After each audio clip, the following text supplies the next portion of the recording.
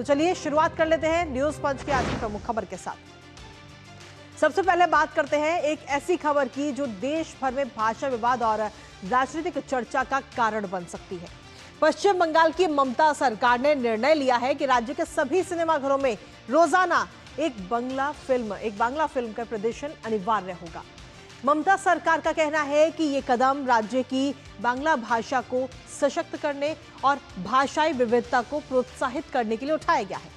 ममता सरकार का यह निर्णय देश के अन्य हिस्सों में भाषाई विविधता के मुद्दे को लेकर छिड़ी बहस के बीच आया और इससे पहले हमने देखा है कि कर्नाटक, तमिलनाडु और अन्य कई राज्यों में भी अपनी अपनी भाषाओं को लेकर विवाद हो चुके हैं और अब इस फैसले ने एक नई बहस को जन्म दिया है।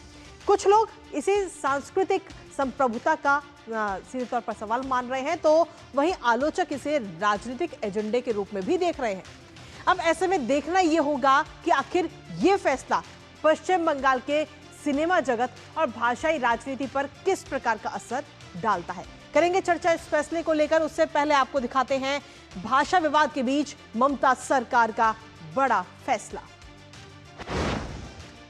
तो भाषा विवाद के बीच ममता सरकार की तरफ से यह बड़ा फैसला दिया गया है, जहां बंगाल के सिनेमाघरों के मालिकों को सीधे तौर पर यह आदेश दिया गया है और कहा गया है कि रोज एक बांग्ला फिल्म दिखाना अनिवार्य है। आपको अगर आप सिनेमाघर चला रहे हैं तो आपको हर रोज एक बांग्ला फिल्म दिखानी होगी और वो भी प्राइम टाइम पे, यानी प्राइम टाइम में ये फिल्म दिखाई जाने के अनिवार्य किया गया है। और प्राइम टाइम आपको बता दें दोपहर 3 बजे से लेकर रात 9 बजे तक का ये प्राइम टाइम, और इस बीच आपको एक बांग्ला फिल्म दिखानी ही होगी। जितने भी सिनेमा घरों के मालिक हैं उनको ये आदेश दिया गया।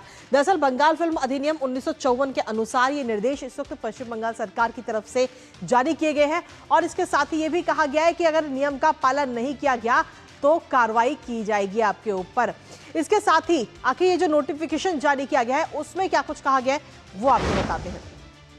ये जो नोटिफिकेशन जारी हुआ है इसमें सीधे तौर पर लिखा है कि बंगाली फिल्मों पर ये नोटिफिकेशन, जिसमें इस राज्य में स्थित प्रत्येक सिनेमा हॉल और प्रत्येक मल्टीप्लेक्स के सभी प्रत्येक स्क्रीन में बंगाली फिल्मों के 365 प्राइम टाइम शो स्क्रीनिंग पूरे वर्ष अनिवार्य रूप में आयोजित किए जाएंगे, जिसमें साल के वर्ष के सभी 365 दिनों के लिए प्रतिदिन कम से कम एक बंगाली शो होगा।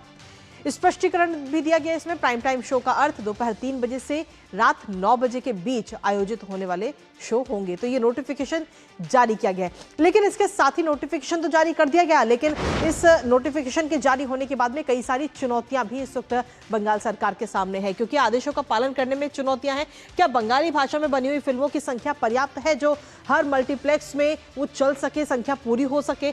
सिनेमाघरों तक क्या थिएटर प्रेमी पहुंचेंगे, क्योंकि जो लोकल फिल्में हैं उन्हें देखने के लिए वो थिएटर पहुंचेंगे, या पहुंचेंगे तो कितने दिन तक वो ये संख्या बनी रहेगी? और आखिर इसके साथ ही इन फिल्मों की आखिर क्वालिटी और कंटेंट कैसा है, क्या वो थिएटर पर जाने लायक है?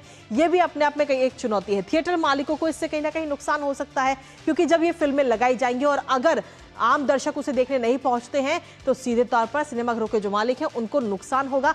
इसके साथ ही एक बात और है कि ये जो आदेश दिया गया उससे कहीं ना कहीं भाषा विवाद को भी बढ़ावा मिल सकता है। लेकिन इसके साथ ही जो वहां के मंत्री हैं पश्चिम बंगाल के, अरूप बिस्वास, उन्होंने भी इस पर एक कमेंट किया है और उन्होंने इस फैसले के समर्थन में वो नजर आए। उन्होंने सीधे तौर पर कहा है कि 2 बैठकों के बाद में लिए गए इस फैसले का उद्देश्य ये सुनिश्चित करना है कि बंगाली फिल्में साल भर दिखाई जाए। ये बहुत खुशी की खबर है। हमारी मुख्यमंत्री, जिन्हें संस्कृति से प्यार है, उन्होंने बंगाली भाषा और फिल्म इंडस्ट्री को बढ़ावा देने के लिए ये निर्देश दिया है। पहले प्राइम टाइम दोपहर 12 बजे से रात 9 बजे तक होता था, इसलिए ज्यादातर स्क्रीन पर बंगाली फिल्में दोपहर 12 बजे ही दिखाई जाती थी। अब हमने प्राइम टाइम स्लॉट बदलकर दोपहर 3 बजे से रात 9 बजे तक कर दिया है। तो ये बात कही गई है अरूप विश्वास की तरफ से। लेकिन और इसी पर ताजा अपडेट ले लेते हैं। हमारे साथ में हमारे सहयोगी प्रसन्नजीत बख्शी इस वक्त जुड़ रहे हैं, सीधा उन्हीं का रुख करेंगे। प्रसन्नजीत, देखिए कई बार क्या होता है कि बिना सोचे समझे सिर्फ नोटिफिकेशन जारी कर दिया जाता है और इस बार भी कुछ कुछ ऐसा ही नजर आ रहा है। जहां एक तरफ कई राज्यों में भाषा विवाद पहले से ही चल रहा है, वहां पश्चिम बंगाल में भी भाषा विवाद को कहीं ना कहीं तूल दिया जा रहा है और इसलिए जो बड़ा फैसला ममता सरकार ने लिया है, बिना कुछ सोचे समझे और बिना इन चुनौतियों का ध्यान रखे हुए ये फैसला, ये निर्देश जारी किए गए। प्रसन्नजीत, देखिए कृतिका, बिजनेस में डिमांड और सप्लाई ये नॉर्मल एक सोच है कि अगर डिमांड है तो सप्लाई ठीक रखना जरूरी है। और अगर सप्लाई है तो डिमांड उस तरह की है कि नहीं, ये सोचना काफी जरूरी है। आपको एक आंकड़े बता देते हैं कि पूरे पश्चिम बंगाल में सिर्फ 200 स्क्रीन है। मल्टीप्लेक्स और सिंगल स्क्रीन मिलकर 200 स्क्रीन है। जी। मल्टीप्लेक्स का स्क्रीन है सिर्फ 70 से 75। ये आपको दिखाता है कि बंगाल में सिनेमा इंडस्ट्री का हाल क्या है। ये कोई खुशी का बात नहीं है, ये हम जैसे बंगालियों का ये गम की बात है, दुखद बात है। लेकिन उसमें इस तरह से बिजनेस के ऊपर दबाव डाल के संस्कृति फिर से उसको पुनरुज्जीवित करना ये संभव नहीं है जब तक इस बंगाली फिल्म में इन्वेस्टमेंट ज्यादा हो, यहाँ पे कंटेंट अच्छी तरीके से बने, परिवार के साथ लोगों ने जाकर देखे। मैं जब ये 200 संख्या के बारे में बता रहा हूं, तब महाराष्ट्र या कर्नाटक या तमिलनाडु जैसे जगह पर स्क्रीन का संख्या करीब 1000 से 1500 और वहां पे यहाँ पे सिर्फ 200। तो इसमें पश्चिम बंगाल में चीफ मिनिस्टर को बंगाली अस्मिता जगाने की पहले सोचना चाहिए कि उस सब प्रदेश में अगर 1000-1500 स्क्रीन है तो उनकी प्रदेश में सिर्फ 200 स्क्रीन क्यों है जी। है जो आने वाले चुनाव में बंगाली अस्मिता को इस्तेमाल करते हुए ममता बनर्जी चुनाव पार करने की कोशिश में है। मेरे लिए ये जो फैसला, ये जो घोषणा, ये इसी राजनीति की एक हिस्सा है।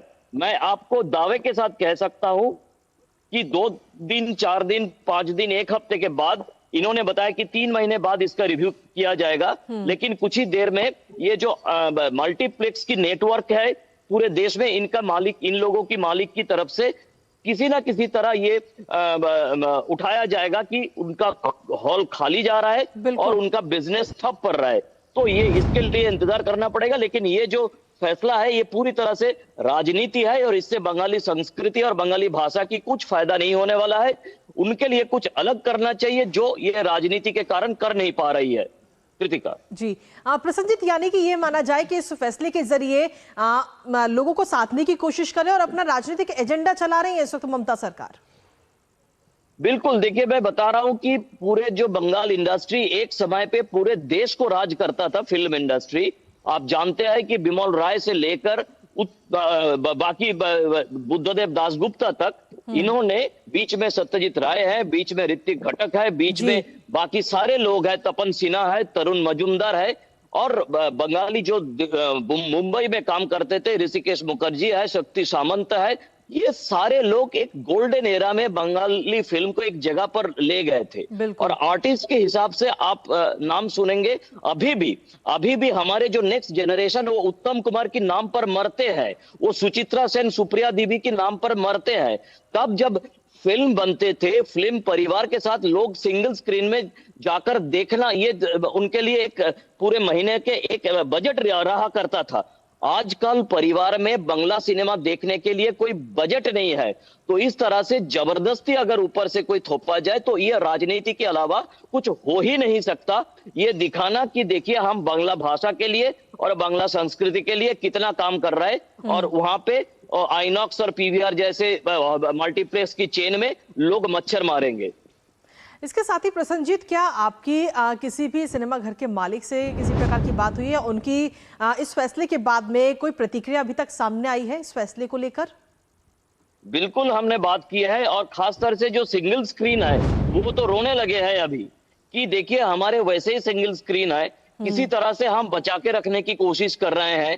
तो अगर एक 100 करोड़ की किसी साउथ की फिल्म डब होके या किसी हिंदी फिल्म आ जाए या किसी अंग्रेजी फिल्म आ जाए, तो हम प्राइम टाइम में ये सब छोड़ के 1 करोड़ रुपया की बजट का एक बांग्ला सिनेमा, मैं बजट को इस तरह से इसीलिए बता रहा हूं कि मैं क्वालिटी कॉम्प्रोमाइज यहीं पे हो जाता है, कंटेंट कॉम्प्रोमाइज यहीं पे हो जाता है, कम से कम एंटरटेनमेंट की जगह से, चाहे वो जितना अनरियलिस्टिक हो जो भी हो, लेकिन एंटरटेनमेंट की जगह से जब आप फिल्म में आजकल के दिन में पूंजी निवेश करेंगे तो उसमें VFX अच्छा होगा, उसमें अच्छे अच्छे जो फिल्म सितारे हैं वो होंगे, उसमें जो बैकग्राउंड म्यूजिक है वो होंगे, तो लोग वो देखने के लिए खर्चा करके, एक आइनॉक्स में जाना मतलब आपका 1000 रुपया खर्चा है, तो 1000 रुपया खर्चा करके लोग मनोरंजन के लिए जाते हैं, ना कि बांग्ला को बचाने के लिए, राजनीति में शामिल होने के लिए। तो इसीलिए लोग, जो हॉल के मालिक है और नेटवर्क के मालिक है, सब रोने लगे हैं, और मेरे ख्याल से अगले एक हफ्ता 10 दिन में ये जो स्थिति है, ये स्थिति सबके सामने आ जाएगा। कृतिका जी, इसके साथ ही प्रसन्नजीत एक छोटा सा सवाल और है आपसे कि लोगों की तरफ से भी अलग अलग प्रतिक्रिया जरूर सामने आ रही होगी, और क्या वाकई ये सही बात है कि संस्कृति को बचाने के लिए मनोरंजन क्षेत्र पर इस तरीके का दबाव डाला जाए? क्या संस्कृति को बचाने के लिए, भाषा को बचाने के लिए और कोई विकल्प नहीं है सरकार के पास में? नहीं, देखिए, ये सरकार, लोगों के पास या समाज के पास विकल्प को कई सारे हैं, लेकिन राजनीति की तख्त पर जो लोग बैठे हुए हैं उनको अगर लगे कि हम जो समझते हैं वही सच है, बाकी लोग बेवकूफ है, तो ये तो कुछ नहीं कर सकते ना आप इसमें। तो मुश्किल इसी बात की है, अच्छा कंटेंट बनाए और लोगों को आकर्षित करे कंटेंट की तरफ, तो लोग वैसे ही जाएंगे। तब किसी तरह सा कानून नहीं करना पड़ेगा, दबाव नहीं डालना पड़ेगा। तो ये जो टकराव है, ये टकराव सिर्फ राजनीति का है, और मेरे ख्याल से चुनाव हो जाने के बाद सब लोग भूल जाएंगे कि किसी दिन पश्चिम बंगाल सरकार ने इसी तरह की कोई नोटिस या रूल निकाले थे कि प्राइम टाइम में बांग्ला सिनेमा, सब कुछ नॉर्मल, अपने जो हॉल मालिक है वो अपना बिजनेस करेंगे, और अगर ये चुनाव जीत जाती है ममता बनर्जी तो वो भी भूल जाएंगे, और अगर हार जाए तो अलग बात है। चलिए, बहुत बहुत शुक्रिया प्रसन्न जी, तमाम जानकारी और अपडेट्स हमारे साथ साझा करने के लिए। इस खबर पर आप अपनी नजर लगातार बनाए रखिएगा।